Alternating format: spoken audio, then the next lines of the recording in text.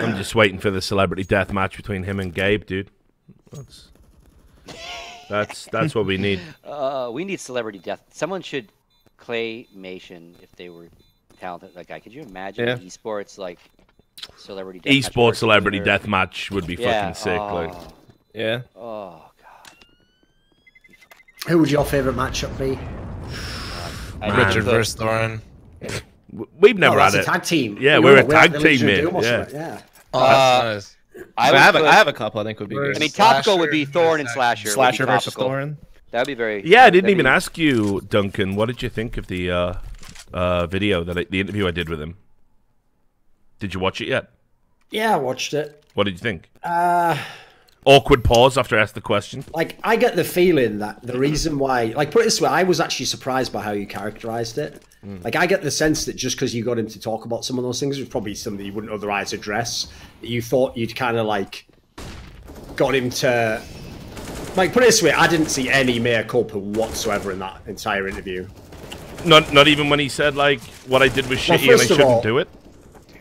Well, no, because actually he just said that, but then if you listen to everything he said before and after that, he basically walked it back immediately. Like, for example, he literally describes lying about me, factually lying, and saying I should be fired from my job, which he then denies that he ever did, by the way. So apparently him mentioning ESL and Aniki was just coincidence. It had no relevance whatsoever. That wasn't to bring light to the fact that I'm working at an event I could be fired from. He denied that. Then also, he absolutely implied that that's him dunking on me is just lying about me and telling me I should be fired. Like, to him, that's banter, Richard. He actually thinks that's banter. Yeah. And then also, there's the part where he literally tried to imply that me getting fired from On Gamers for tweeting the word retard, which, by the way, I'm sure Slasher himself has said many times since public. Oh, sure. He implied that that was like almost as bad as him killing the fucking site's ability to ever publish anything on Reddit. Like, he really did try to imply that. Yeah, that was stupid, yeah. As though, like, as though when I, you know, the thing that you were absolutely right, by the way, that one of the things that really bothered me was that a guy I personally knew at On Gamers, I don't know if he'd ever met this guy, because for a start, he got his fucking name wrong. He called him Sonny. His name was actually Solly, but okay. You know, what's in a name? When he was talking about that guy, he also seemed to think that, like, it wasn't a big deal that guy, you know, literally had a newborn kid and was obviously going to get like maximum 3 or 4 more months of having a job. I noticed the part he didn't bother mentioning as well was the part where when he was fired, he cashed all of his checks that he hadn't sent in for 6 months, which meant that we found out that we didn't know we had no budget left because he took all the money that we had left at the site. So people like that also then were shit out of luck, and the site was definitely going to die. Yeah, I forgot that part of the story, actually. I know, you can't be blamed for that one. That was a kind of a more side detail that never really came out. Just all this private stuff, you know? Yeah. So my big problem with that whole issue is, like, I'm not surprised that he wants to talk to me. I mean, like you said, he literally behaves like a jilted ex who just desperately wants to get back with you. But I didn't really feel like there was any contrition there whatsoever. I think he just did that because you framed it in a way that was so unreasonable. He had to give some ground, you know? Yeah. Yeah, I mean, like I say, I mean, I squashed the beef with him to a certain extent because I think it's just like with Overwatch League being so big, it kind of makes sense to have sort of access and Oh, I get it from your perspective, mate. But here's the thing as well. I don't imagine you would be just exactly to help the so players forthcoming if he'd have like repeatedly tweeted how he should be fired and all that sort of thing. Literally called you a harm to esports. Yeah, I mean, he did. I mean, that isn't banter. Like, he literally did those things. Like, he did that shit to you publicly. He did shit like that to me privately. I mean, I don't know what's worse, honestly. Oh, by the way, there's another detail that people don't know, because why would I talk about it? If you notice, when someone only wants attention, I'm not going to give them the attention. But I will say this. Like, it's actually pathetic how many people in the esports industry, apropos of nothing, have messaged me like, why is this Slasher guy telling me to talk shit to you publicly? Yeah, I know. Like, how pathetic is this guy, man? Yeah, he was... Because I don't, when I'm not around, I just don't think about Slasher, but I just get on with my life and follow the esports industry. It's quite easy. Here's the thing I will say, sort of as a caveat, and the grounds for kind of where I think... Like, I think he's less vitriolic and bitter now because I think he's in a better headspace. Like, literally, you have to understand his life was like a fucking blues song at that time. He lost his job. He was being subject. Oh, you know the best part is, Richard. Yeah. I knew all that private stuff about his life. You ever seen me reveal it anywhere? No, of course not. Because I'm not a piece of shit. But he even lost, like, I mean, like, you know, guys like Scott, right? Like, were like, Rod, like, you're on your own with this one. Marcus, you know, they were like, fucking, we defend you all the time, Rod, but you're acting like super reasonable. Here's the thing, Scoots hasn't. Wouldn't you? I mean, yes, I want to get your take on this, but okay. I actually think that Slasher, in doing stuff like I just described, like messaging people privately, telling them like, why are you liking a tweet that Thorin did? Like, all he's done unknowingly is just drive away more people who liked him. Like, I'm not the one telling people to dislike him, you know. Is there a question on that? No, but it wasn't it. Yeah, my take on that. Yeah, I don't know how public. Because I got the vibe from you. Like Rod and I are no longer. I mean, I'm not a friend of Rod's anymore. I don't know how he feels about me. I don't talk to him. I don't particularly like how he conducts himself. I too, obviously, a lot of us are aware of his personal issues. That's great. We've all have them. Rod and I in the business have had arguments our whole lives in this in the scene, right? Where we've always been very friendly and contentious. Like, we had a show together. Even then, like, I thought Rod was good and an idiot at the same time, if that makes sense, right? And so, of course, yeah. I can't speak for anyone else but myself, but for me, it's just been too many times of the same patterns of stuff, and my dad used to always say, like, no one pushes your buttons, you let people push your buttons, right? Because the saying is, you push my buttons, you push my buttons. Yes. No one you let that happen. And then with Rod, I just said no more, right? Now, and I would never say that I was like one of his best buddies. Like, him and Marcus are good friends. Sure. I was a friend acquaintance, like, you need a buddy, if you will, a pal, but not necessarily in the same level. But I was like, I had enough, right? Yes. And even before Overwatch, right? And so my personal experience, and Rod and I have talked about it several times, when us three were hanging out, he he would when Counter-Strike was blowing up, and again, I don't know the time frame, and I don't want to put that where him and Sophie were or anything, but when we were having a good time on the road, you two and him, because I was never a journalist, right? I'm not a journalist like you guys, right? I wasn't at Goffrag, I never was, right? So I never had that beef with any of you guys, different beefs, or maybe. So when we were all buddies, I was sleeping with the fucking enemy because I was Rod's friend, right? And Live on 3 was kind of already over and all that was over, so we weren't doing anything together. But he was like, those fucking assholes, why do you hang out with them? Why do you, like, same kind of thing that you're saying. He didn't necessarily tell me to shit on you, but he was like, why do you support them? Why do you do, and I'm like, are you really going to tell me, like, who I can, like, do business with and who I can be on camera with? And how do you even know how I feel about them in private, right? And it was just weird, right? That because he dislikes you guys. Now, I don't know how he feels about you now, but then he very much disliked you. So it's like I was an asshole because, and that's when that was my first, that was the second to last straw with Rod, right? So I'm like, dude, you just said I'm just like Richard and Thorin, and you think they're absolute assholes, so you just call me an absolute asshole. I'm kind of done with you. You did the math. Yeah, I'm kind of done with you. By that logic, I'm one of them, and I'm done. Like, good luck, whatever, you know. I wish you, and because this is also a guy that has wanted to do Live on 3 again. Yeah, I've been trying to bring that back forever. Like. And we were all doing shows together. Again, Counter-Strike was blowing up, so we were doing podcasts. You guys, so he was seeing very much Live on 3 type content, spicy shit that he was not part of. It was us. And like, again, I was sleeping with the fucking enemy, and I'm like, we're done. How dare you? I don't think that way about Richard and Duncan, but if you feel that way, I get your insult and fuck you. We're done. And I unplugged, right? And then we made up again, kind of, sort of. He came to me, and Marcus, bless his heart, always tries to like be the mediator. And even Marcus is like, I'm done. I can't be the mediator. If Scott doesn't want to do Live on 3 anymore, we're not doing it, right? And so this last time we kind of get onto it, it's basically how his new political mantra and his Overwatchness, right? Like, even for Slasher, in my mind, he's kind of lost his fucking mind, right? And so he's never the guy he is now. That's what's wrong, and so I'm not gonna like re-plug in and be buddies with him. And they do want to do Live on 3 again. I have no desire to do it. I have no desire to do that show for a lot of reasons.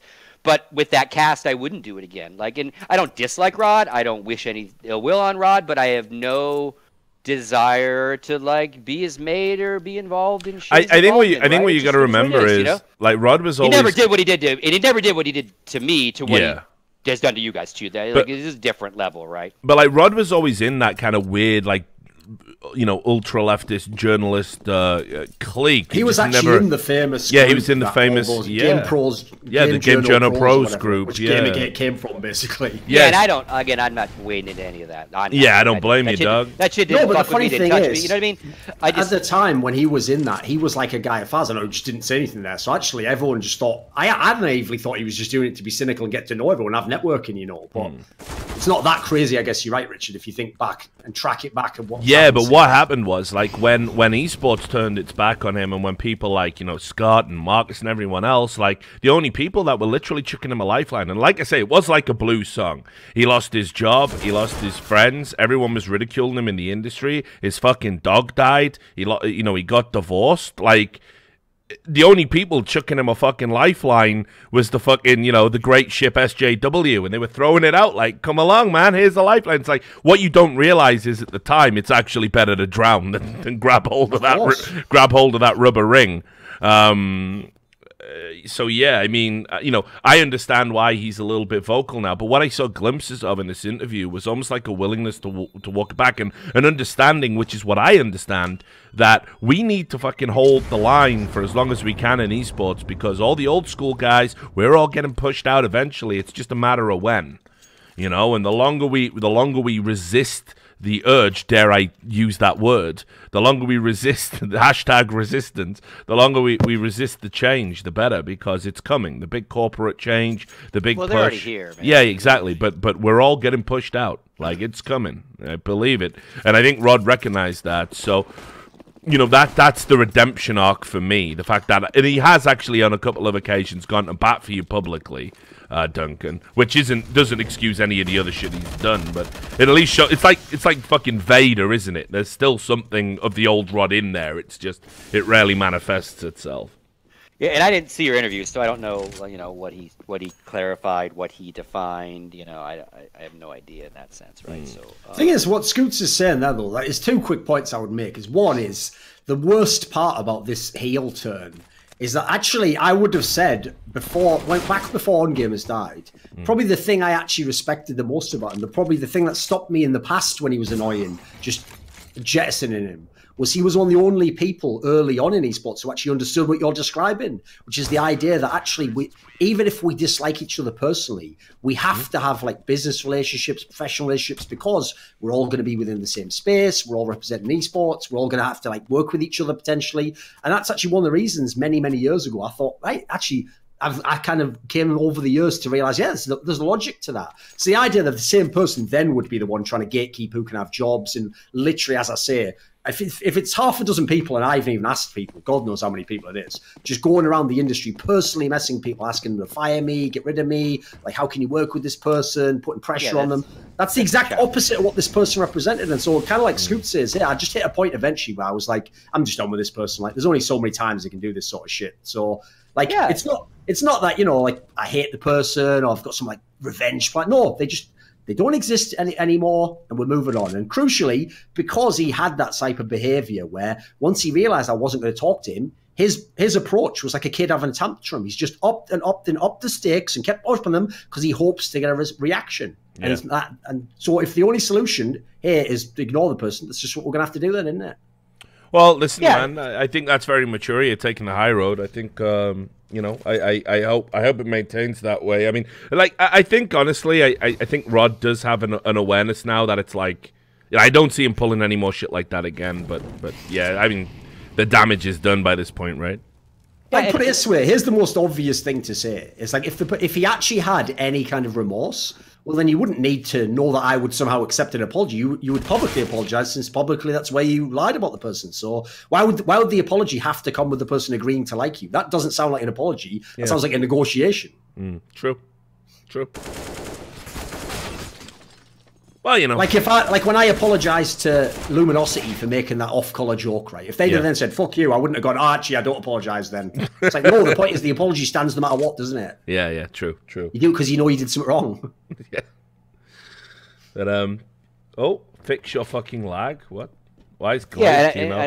I don't think we need to probably talk about Slasher that much more. You're not lagging. We want to, but what I point out is he goes through all this. In the game, it's in the game chat. He goes through all this, and I don't know when you recorded your interview, but he then either outs a bunch of Twitch people again, one of the issues I've always had with Rod, and this is always been one of our wedges, is he comes from this wannabe. I don't want to say wannabe like he's a wannabe, but he has this sports journalist, and you do too in some regards. You all do. Cap on, and years ago, like again, the classic thing is the EG leak thing in StarCraft where Alex lost his mind and banned him, right? I felt the same way. Like I supported Alex's reasoning. I'm not as verbose or as ponderous as Alex ever. But point being, yes, in a perfect world, if someone leaks the Mets new signing, it's not a big deal. It happens all the time in sports. But in that age of esports, and even fucking now, there's lots of money lost when that leak happens, right? And you can't be part of the family of building esports and then go, well, just cover your leaks. I got a report. You don't have to report that we're signing a player. If you were, and you all kind of wanted to be like, we're just like sports, but like sports doesn't make $250,000 on signing Huck from their sponsor bonus because of the content you're creating. And you all know esports, and you can't lock that shit down. So, and Rod never grasped the business damage he was doing to esports because he thought he was a sports reporter, and that always bummed me out. Not maybe mad, made Alex mad, but bummed me out. I'm like, you don't get it, bro. I'm your friend. I'm explaining to you as an owner of this fucking team how these things are still weird for us in compared to sports. Sure. How we make our money is different than sports, and you're fucking it up. Why do you think we do these 5-day things where we put a silhouette up and guess who the player is? Because it drives ad revenue to our webpage that still matters. And he never got that we weren't sports yet, right? And I get the pure journalistic side. And then, again, 2 weeks ago, he outs the director of marketing of Twitch being laid off, who is not a big name. He's not a sports guy. Rod writes for no publication. He has no byline anywhere. He has no skin in that game. He tweets. And he outs this motherfucker before the guy does. Come on, man. He outed them. He outed all those guys, Justin Wong. He outed Adam Contini. And those aren't sports. Those aren't sports fucking signings. So you can't even fall. I'm ranting, and I'm not meaning to be ranting because I'm mad. But I'm passionate, and this has always bugged me about him. Right? He didn't know when to hold back. Anyway, he didn't know when to hold back, right? And for the greater good, if you will. To your point, Richard, there's a greater good that we need to worry about, I guess, right? And he wanted to be the scoop guy, and there's a time and a place to be the TMZ guy in sports and in esports, but you are fucking with business here, not just leaking. And it was, and that always kind of his lack of understanding of the business he was reporting on always, and he still has it because he thinks Overwatch is going to be a huge successful thing. He doesn't even grasp when he needs it to be. Yeah, I think anyway, when you rant over. Yeah, I think when you say I wish you no ill will, Rod. I wish you the best in love and do whatever you need to do in life. But just get the fuck out my industry. Well, yeah, he's not getting all paid. The times we could use that. Yeah, but I think when you say that's a tough one, isn't it? When a guy gets fucking laid off and it's not public knowledge yet. I agree with you. I think if you're like some guy in the background, it's probably better to let them have their dignity and make the announcement themselves. I think if it was if I had inside info that Bobby Kotick had been fired by Activision Blizzard before anyone else, I run that story. A guy who's worked 8 years doing PR in the background for them, probably not so much. And it's about knowing where that line is. Yeah, and again, even if he was paid to chase stories and write it up and put it somewhere, that would be one thing. But he reports on his Twitter feed. And again, I'm not saying that's not journalistic and you can't use that as a new forum, but it's not the same as if he chases the story, writes it up, more budget cuts, go here for the link. And it would make sense if someone was paying him to write that kind of journalism and chase those stories. But he's doing it to stay relevant, to say I got to it. It's just, I don't know. Maybe I just don't get it. Would you say the clout? Yeah, the clout, Twitter clout. But it seems to backfire, right? And the funny thing about it is if you roll back 10 plus years to a QuakeCon or something where me and Wheat and all of us are hanging out, and you say, hey, what's the biggest problem with Rod? Because Rod's always late to stuff. Like, the very first time I met Rod was at a CPL where we were doing our first Goffrey broadcast. We did Counter-Strike, and we did Quake, and he was one of our Quake guys, and he was late because he was chatting with a girl over in the press area, and I literally ran over, and I said, I'm not sure who the fuck you are, but I think you're Slasher, and you need to get on my fucking stage. The very first time I met him, I yelled at him. He's like, I'm posting, because he was posting content. And I'm putting content on the side. I'm like, you're fucking late, dude. We told you an hour ago.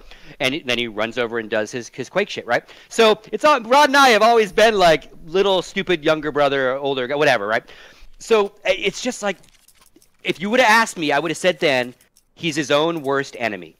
And he still is. That's what I would say to him. Rod, you're your own worst enemy still. The shit you do, it backfires, and whether you don't think it through or whatever, but man, you're just your own worst enemy, bro. You know? And I got tired of, and again, like, this shit goes back years of these little things, and I just got tired of it. And again, some friends, like, you burn through that fire with them, whatever it happens to be, and they are your friends for life. But Rod and I were never like that. Like Marcus and Rod are mates, right? That's a different relationship. And maybe if I was that kind of friend with him, like, it wouldn't have, these would just wouldn't have been bumping the road. But like, again, I wish him no ill will. I don't negatively tweet him.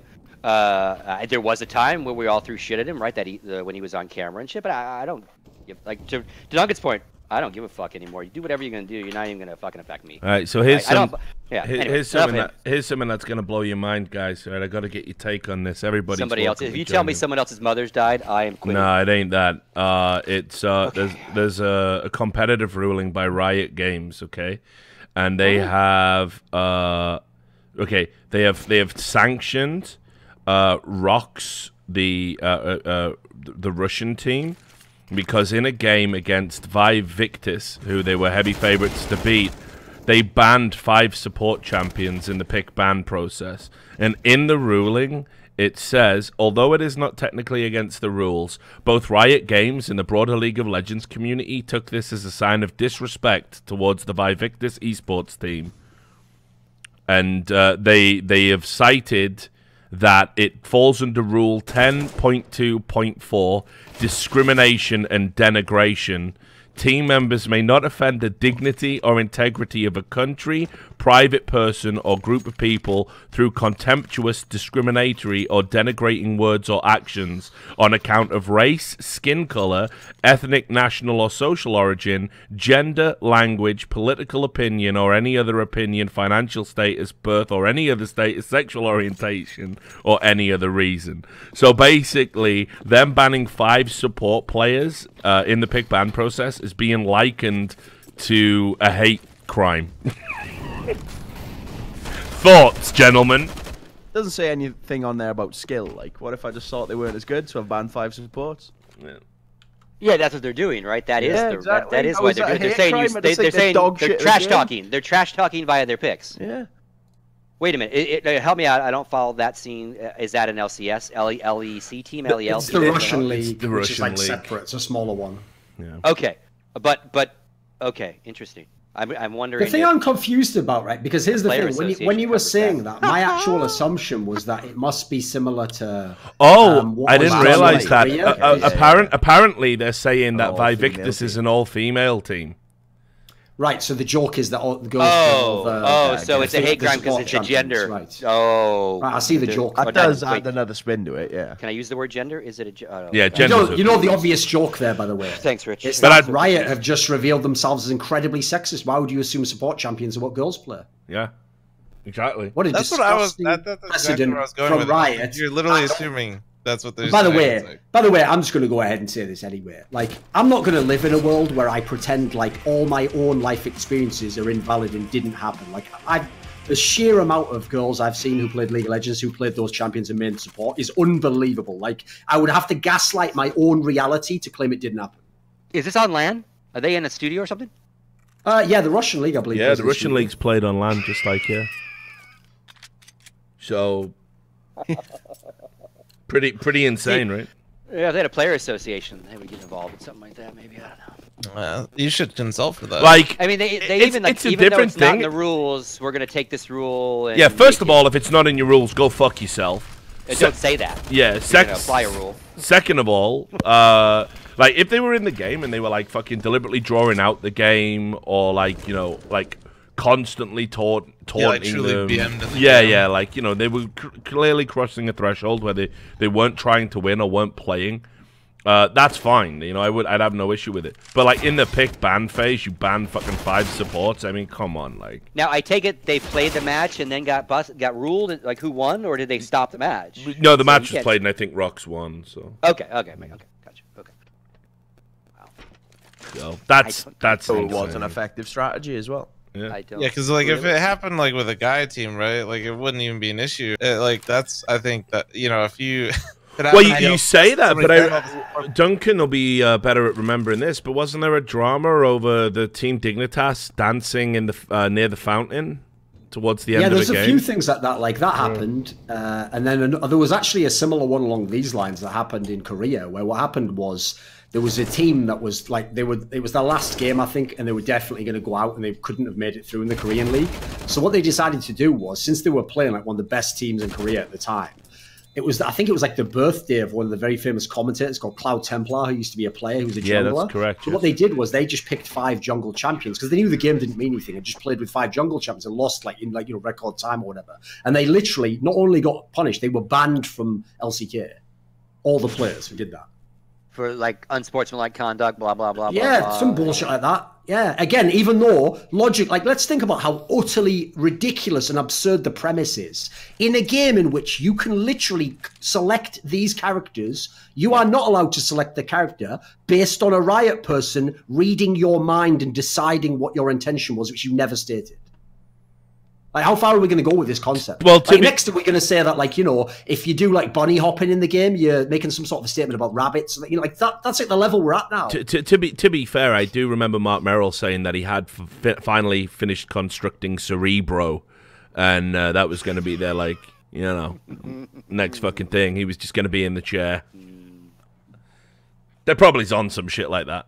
They probably trying to develop like BM in game being like something that you don't really want to have happen, but I just meant specifically the pick bans. Like, if that's ridiculous. And they BM'd him with just the pick bans. There's bound to be an equivalent in Dota. There's bound to be an equivalent in Dota that no one's even batted a fucking eyelid at. I'm surprised that they just don't. I'm surprised they haven't already defined like a sportsmanship rule that they would have used and said that was vague enough. You must try. Blah blah blah. Give it your best. Well, that'll be there. But at the same time, how could you ever prove that, right? Yeah. Well, I mean, I find you guilty of not trying as hard. Yeah, it still comes down to these are pickable in your game, so why can't I pick them? Yeah, no, I'm with you on that. Even if you had a rule like that, if they just played out the game, right? Like, just say it was the bans, and they just played out the game normally, and they won, then it doesn't. And you could say we tried, we won, didn't we? So what's the problem here? It's not like we threw, because throwing would be the. If they picked shitty to lose, that would be the problem, right? In that sense. See, all the folk watching this stream, right? All the folk watching right now who complain about Valve being hands off in the game, you don't know you're born, because this is the alternative. I mentioned it. I'm like, I don't want exactly. I'd like a little bit more love, maybe, in some aspects. By the way, have you watched this clip where Vince did a shout out to the despicable thing? Yeah, it was brilliant. Yeah, that was fire. Despicable entry frags. It's good, mate. We fucking say what you will about by the numbers. It might just be 2 fucking jaded old esports fucks just talking about whatever the fuck we want, but. It's had some positive impact. I say all the time. Love scat. Despicable. Oh, did I also? You weren't here for this, Duncan. They also banned the word Vincel from the ESL chat. No way. ESL Twitch. That's not even a word. I know. They banned Vincels, man. I know. How far are we going? He went meant to commentate the fucking tournament, but those are his subs. What do you mean? Oh, the Vincels, mate. Fucking hell.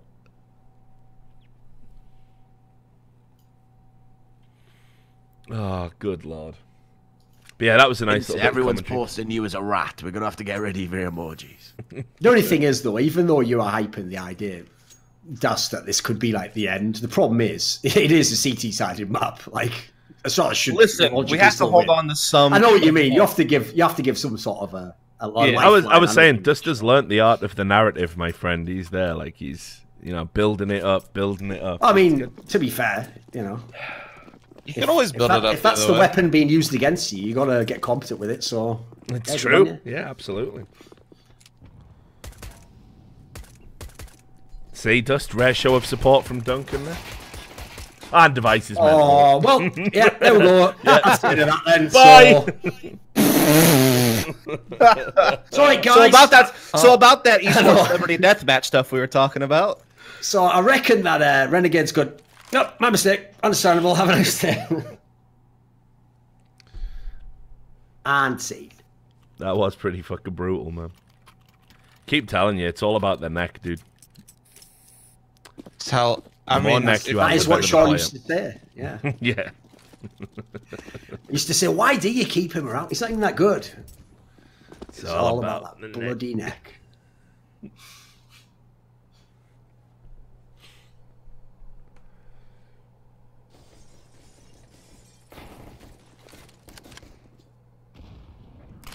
I'm actually going to see Rod in April, by the way. If you're in the New York area, please feel free to go to the ESI Esports Forum. Oh yeah, you know as somewhere well. in Tribeca.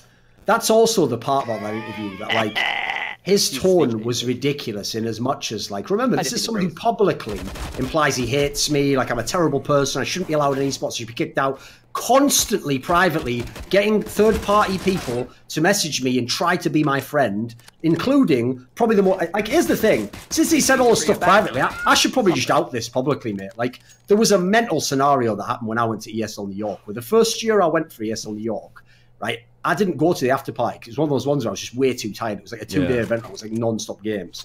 And when I'm at like the airport, I can't remember if it was the airport or like in the after party or something, I saw a bunch of the casters who'd gone there and they go, "Oh, you know, that Slasher guy was asking after you at the after party." I'm like, "Okay." And then I go, "Do you know him?" Like, and then I think it was like Henry or someone. They go like, "Nah," but, and then I won't say the particular circumstances, but they said something which you could call a type of attention-seeking behaviour, which would necessitate why I would need to contact this person, right? Which you can guess if you're in this call what that might be, but I'm not going to say it publicly. Yeah. And so I go, "Yeah, don't worry about that. Like, he's already tried that before. Like, just ignore it. Like, I don't know why he's doing this." The next year comes along. This is when he's already done tweets like, you know, "I should be fired," or blah, blah, blah, whatever. The next year comes along, and I'm walking past the press room to go to the green room to watch the game, and Slasher comes out and goes like, "Hey, Duncan!" And I just think, right, I'm not doing this. So I just walk away. I don't say anything. I just keep walking. And so, because he can't walk down this corridor because there's a security guard, he's literally just screaming down this corridor like, "So you're not going to talk to me? You can't do this. You think you can just walk away from me?" And then literally maybe a month later, Richard, was when he did all those tweets like that, you know, "I should be fired, like I'm a terrible person." It's like, here's the question, the obvious one. Why are you trying to be friends with a terrible person so desperately?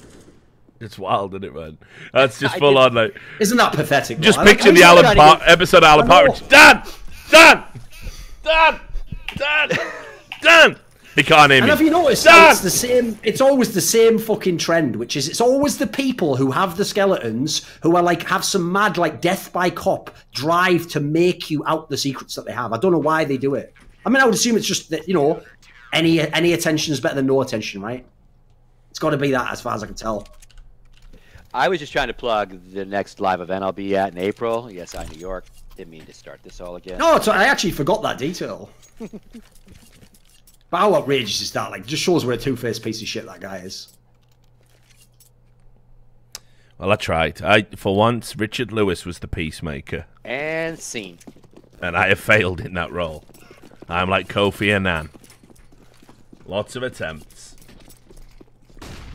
Not so much. Well, the funny success. thing is, Richard, you were actually the person who basically broke that thing I said was brilliant about Slasher, where he used to try and be like networking with everyone, because the person that made him change his mind on that was you when you were potentially going to join On Gamers. That's the moment where he took the turn of like, I will gatekeep keep people's careers, and it's real. That was like the moment he just turned evil, sort of. Yeah. Well, it's always good to know that I've contributed so much. Oh yeah, you know how it goes. Don't if you live long enough. You know, before that he seemed like a good guy, Richard, but you broke him. Yeah, so. I broke him, mate. Well done. He was full Kathy Griffin. He was.